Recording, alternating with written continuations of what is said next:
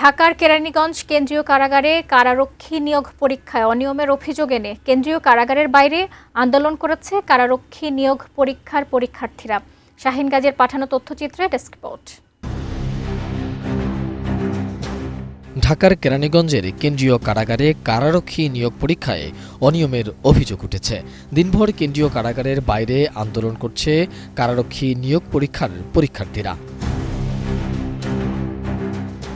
সকাল থেকে চলা এই আন্দোলনে পরীক্ষার্থীরা অভিযোগ করেন, যোগ্যতা থাকা সত্ত্বেও অনেককে ইচ্ছাকৃতভাবে বাতিল করা হয়েছে। পরীক্ষার সার্কুলারে উচ্চতা পাসপোর্ট 6 ইঞ্চি উল্লেখ করা হলেও পাসপোর্ট 8 ইঞ্চি হওয়া সত্ত্বেও অনেককে বাদ দেওয়া হয়েছে। হাইডে আমি সবকিছু পারফেক্টলি, তারপর আমার দৌড় নিছে, দৌড় নেওয়ার পরে আমি দৌড়েও টিকছি, 400 মিটার দৌড়ে টিকছি। দ্বিতীয়ত আমার এবং আপনার বুক ডাউনের জন্য পুশ আপের জন্য নেওয়া হয়েছে। নেওয়ার পরে বলছে যে 20টা করে পুশ আপ দিবা সবাই। বলছে আচ্ছা ঠিক আছে। 20টা পুশ আপ দেওয়ার থেকে আমি 22টা দিছি, কিন্তু আমার নেয় নাই। ডাইরেক্ট আপনার এটা মনে করতে দুর্নীতি করা হচ্ছে আমাদের সাথে।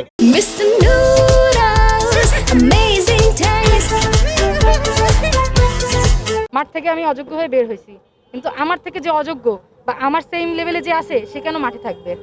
সে কেন বাদ হবে না? আমি যেখান দিয়ে বাদ হয়েছি সে আমার আগে দৌড় দিছে, 2 নাম্বার সারির শেষের মেয়েটা, ও আমার আগে দৌড় দিছে।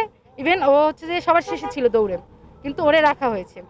আর আমিও শেষের দিকেই ছিলাম, তো হচ্ছে আমাকে বাদ দিছে। আমার টেনে কষ্ট নেই, আমার কথা হচ্ছে যে সেও বাদ পড়বে, আমি বাদ পড়লে সে থাকলে আমিও থাকবো।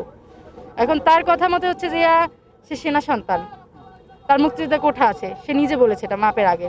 ভালো কথা। এখন আমি ওখানে বসে তাদেরকে মানে কর্মকর্তাদের যে জানালাম যে আচ্ছা আমি বাদ দিলাম ঠিক আছে, কিন্তু উনি কেন থাকবে মাঠে? উনি তো বাদ পড়েছে, কিন্তু সবাই শেষে আমি নিজে নোটিস করছি, সবাই করছে এটা।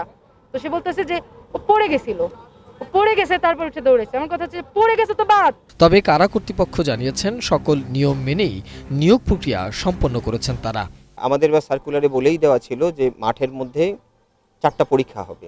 একটা হলো তাদের মাপ নেওয়া হবে, দৌড় নেওয়া হবে, হাই জাম্প নেওয়া হবে, মহিলাদের ক্ষেত্রে লং জাম্প, পুশ আপ নেওয়া হবে, মহিলাদের ক্ষেত্রে সিট আপ, এবং সকলের জন্যই হলো রোপ ক্লাইম্বিং থাকবে।